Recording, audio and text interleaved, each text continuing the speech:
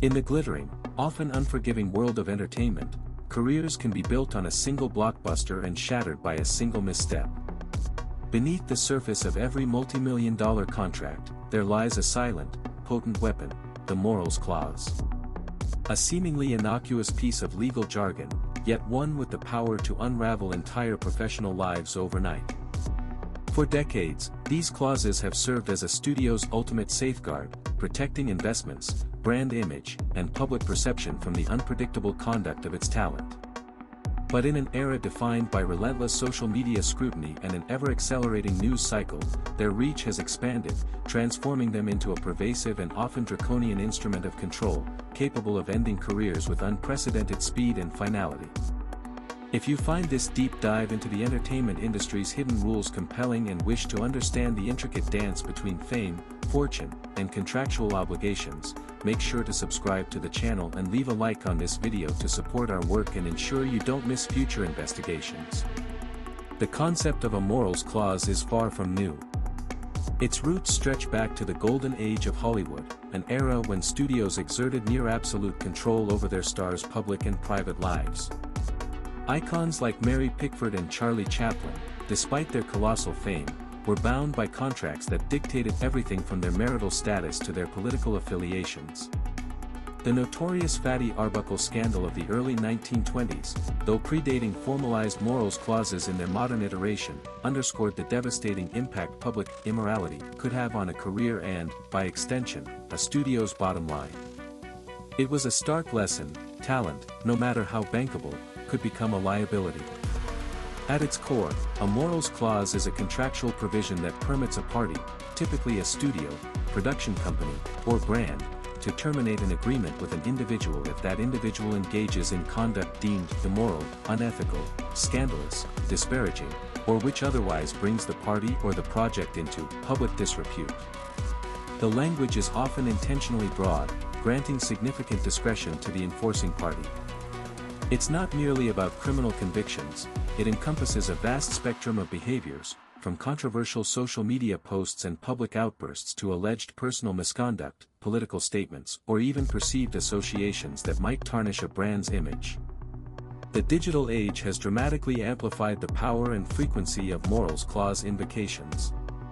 In a world where every past comment can be unearthed, every private moment potentially exposed, and every public statement instantly analyzed by millions, the line between an individual's private life and their professional obligations has blurred to an almost imperceptible degree. Social media platforms, initially seen as tools for direct fan engagement, have become minefields, where a single ill-advised tweet or an old, forgotten post can ignite a firestorm, forcing studios to make swift, often brutal, decisions to protect their investments. For studios and production houses, these clauses are not merely instruments of control, they are essential risk management tools. A film or television series represents an investment of tens, often hundreds, of millions of dollars. The public image of its stars is inextricably linked to the project's success. If a lead actor becomes embroiled in a major scandal, the ensuing negative publicity can tank box office returns, jeopardize distribution deals, and alienate audiences and advertisers. From this perspective, a morals clause is a necessary shield, allowing them to sever ties and mitigate potential financial catastrophe before it fully materializes. For the talent, however, these clauses present a profound dilemma. In a highly competitive industry, the opportunity to star in a major production or sign a lucrative endorsement deal is often too significant to pass up. Negotiating the removal or significant amendment of a morals clause is rarely an option, especially for emerging artists or those without considerable leverage. They are effectively asked to sign away a degree of personal autonomy, agreeing to a subjective standard of conduct that can shift with public opinion or the whims of their employers. The fine print, often overlooked in the excitement of securing a coveted role, becomes a ticking time bomb, capable of detonating at the most inopportune moments. One of the most contentious aspects of morals clauses lies in their inherent vagueness. Terms like moral turpitude or public disrepute lack precise legal definitions, leaving them open to broad interpretation. What one party deems acceptable, another might find abhorrent. This subjectivity can lead to disputes and challenges regarding enforceability. Legal battles over morals clauses are complex, often hinging on the specific wording of the contract, the materiality of the alleged transgression, and the actual damage caused to the project or brand. However, the sheer cost and public scrutiny of such legal fights often compel individuals to settle, even when they believe their contractual rights have been unfairly violated.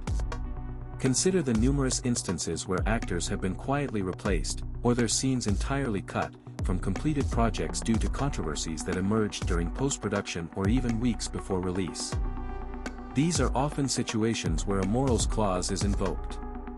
A director might lose a lucrative deal for a future project after past social media comments resurface, deemed incompatible with a studio's progressive image.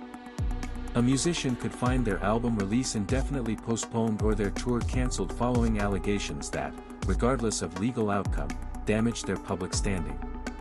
The swiftness with which these decisions are made often leaves little room for defense or rehabilitation, transforming alleged transgressions into immediate career-ending events. While the headlines often focus on A-list celebrities, the impact of morals clauses extends far beyond them. Writers, producers, crew members, and even production executives can find their careers derailed by similar provisions. The clauses are not exclusive to talent contracts, they permeate agreements throughout the entire production ecosystem, creating a pervasive culture of self-monitoring and fear of misstep. The pressure to maintain an impeccably clean public image, or at least avoid any perceived controversy, becomes an unwritten rule for anyone aspiring to longevity in the industry. The financial ramifications of a morals clause invocation are often staggering. Beyond the immediate loss of income from a terminated contract, there's the long-term damage to earning potential, the cancellation of endorsement deals, and the difficulty of securing future work. But the costs extend beyond the purely monetary. There's the profound psychological toll of public shaming, the erosion of reputation, and the emotional burden of seeing years of hard work and dedication undone by a single, often subjective, judgment. The industry's rapid response mechanism, often driven by fear of public backlash, leaves little room for nuance or due process, creating a chilling effect on personal expression and freedom.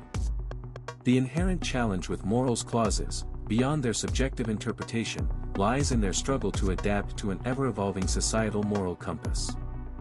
What constituted immorality in the 1920s, or even the 1990s, often bears little resemblance to contemporary standards. Behaviors once deemed scandalous might now be widely accepted, while previously overlooked actions can ignite global outrage. This fluidity creates a precarious tightrope for talent, as the ground beneath their contractual obligations can shift without warning, leaving them vulnerable to judgments based on retrospective or rapidly changing public sentiment. A seemingly innocuous comment made years ago, unearthed by a determined online sleuth, can be recontextualized and weaponized in the present, triggering a cascade of negative reactions that studios feel compelled to respond to, regardless of original intent or current societal norms. This dynamic is magnified by the phenomenon often labeled as cancel culture, where public opinion, fueled by social media, can deliver swift and brutal verdicts. Morals clauses, in this environment, transform from a legal safeguard into a reactive instrument, often bypassing traditional due process. Allegations, even unproven ones, are frequently sufficient to trigger termination. The legal standard of innocent until proven guilty often holds little sway when a studio's brand image and multi-million-dollar investments are at stake. The fear of association with controversy, however minor or unsubstantiated, often outweighs the individual's right to a fair hearing. This creates a chilling precedent where perception trumps fact, and the court of public opinion, rather than a court of law, dictates professional fate. Moreover, the broad and often intentionally vague language of these clauses opens the door to potential abuses. While ostensibly designed to protect against genuine misconduct, there's a lingering question of whether they can be weaponized for other, less noble purposes. Could a studio, seeking to cut costs on an underperforming project, use a minor, past transgression as a pretext to terminate a lucrative contract? Could a rival production company subtly leak damaging information to undermine a competitor's star, knowing a morals clause could force their removal? The lack of precise definitions for disrepute or unethical conduct provides a convenient legal loophole that can be exploited, turning a protective measure into a punitive tool. The burden of proof, or rather the lack thereof in the public eye, places immense pressure on individuals. Imagine an actor, celebrated for their work, suddenly facing anonymous allegations of past misconduct. Before any official investigation can even begin, the social media storm erupts. Advertisers pull out, co-stars express concern, and the studio, facing a potential public relations nightmare, feels compelled to act decisively. The actor is then in the unenviable position of having to prove a negative, or worse, defend themselves against claims that are deliberately vague or impossible to verify. Their career is put on hold, or worse, irrevocably damaged, not by a conviction, but by an accusation and the swift, unforgiving reaction it provokes. This scenario plays out with alarming frequency, highlighting the profound vulnerability of talent in the face of modern media scrutiny. If this exploration into the hidden dynamics of Hollywood contracts and the power of morals clauses sparks your interest or makes you question the fairness of the system, we encourage you to share your thoughts. What are your opinions on how these clauses are used in today's digital age? Comment below and let us know your perspective on the balance between protecting brand image and individual rights. Your insights contribute to a more informed discussion. This constant threat profoundly impacts artistic expression. Actors might shy away from controversial roles that could be misinterpreted or used against them. Writers might self-censor, avoiding themes or characters that could be deemed problematic by a future, more sensitive public. Comedians, whose craft often relies on pushing boundaries, find themselves walking an increasingly narrow path, fearing that a joke, taken out of context, could end their careers. The fear of triggering a morals clause creates a chilling effect, fostering an environment of caution rather than bold creativity, ultimately diminishing the very art form the industry claims to protect. The industry risks becoming homogenized, devoid of the challenging, provocative voices that often drive cultural conversation and innovation, simply because those voices carry a higher perceived risk of contractual breach. Furthermore, the path to rehabilitation after a morals clause invocation is often non-existent. Once an individual is deemed a liability, the industry's default response is often permanent exile. Unlike criminal justice systems that, in theory, offer avenues for redemption, the entertainment world rarely extends such grace. The financial and reputational damage can be so severe that rebuilding a career becomes an almost insurmountable task. Endorsement deals vanish, agents drop clients, and future casting opportunities evaporate. The individual is not just out of a job, they are often effectively blacklisted, their past offense a permanent scarlet letter in a highly interconnected and risk-averse industry. This punitive approach raises critical questions about proportionality and the long-term consequences of a system designed for swift damage control rather than nuanced judgment or restorative justice. The speed and finality of these career endings leave little room for growth, learning, or genuine atonement, solidifying the idea that in the entertainment industry, a single misstep can indeed be a death sentence for one's professional life. The profound implications of this system extend beyond individual careers, casting a long shadow over the very creative landscape of entertainment. When the fear of a morals clause invocation looms over every decision, every public utterance, and every artistic choice, it inevitably leads to a cautious, sanitized output. The industry, in its desperate pursuit of risk mitigation, paradoxically risks losing its soul, the very essence of bold, challenging, and thought-provoking storytelling that has historically defined its greatest achievements. This self-censorship isn't always overt, it's a subtle, pervasive pressure that unconsciously guides creators away from controversial themes, nuanced characters, or satirical critiques that might, in a different era, have been celebrated as visionary. The result is an entertainment ecosystem that prioritizes bland safety over groundbreaking innovation, ultimately diminishing the cultural conversation it purports to lead. The challenge for the entertainment industry, therefore, is not merely to enforce contracts but to navigate the treacherous waters between protecting substantial financial investments and upholding the fundamental principles of fairness, due process, and artistic freedom. The current framework, heavily reliant on broad, subjective language and driven by an often unforgiving public sentiment, appears increasingly unsustainable in an era of constant digital surveillance and rapid moral shifts. There's a growing call for a re-evaluation of how these clauses are drafted, interpreted, and applied. Lawyers and industry ethicists are beginning to advocate for more precise language, clearer definitions of what constitutes a breach, and perhaps even a tiered system that distinguishes between minor transgressions and severe misconduct. The goal would be to move away from a one-size-fits-all punitive approach towards one that allows for context, intent, and proportionality. One potential avenue for reform involves establishing independent arbitration panels or review boards, composed of legal experts, industry veterans, and ethicists, to assess alleged breaches before a career is summarily ended.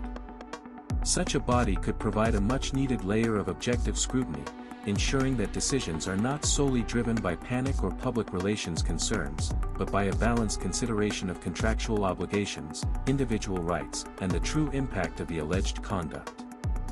This would introduce a degree of due process currently lacking, offering talent a fair hearing and the opportunity to present their side of the story before their professional lives are irrevocably dismantled. It would also help to differentiate between genuine moral turpitude and mere public gaffes or misinterpretations, which are increasingly common in the fast-paced digital environment. Furthermore, the industry must confront the issue of rehabilitation. If the goal is not merely to punish but to maintain a standard of conduct, then pathways for redemption should, at least in theory, exist. The current blacklisting culture offers little incentive for individuals to learn from their mistakes or to demonstrate genuine reform. Instead, it fosters a sense of permanent exile, often pushing individuals into deeper isolation and despair. Developing mechanisms for individuals to re-engage with the industry after a period of reflection, education, or demonstrable change could not only offer a more humane approach but also allow for valuable talent to eventually return, enriched by their experiences. This would require a fundamental shift in mindset, moving beyond immediate damage control to a more long-term perspective on human fallibility and growth. The audience, too, plays an undeniable role in this intricate dance. The power of social media to amplify accusations, to form a collective judgment, and to exert immense pressure on studios and brands cannot be overstated.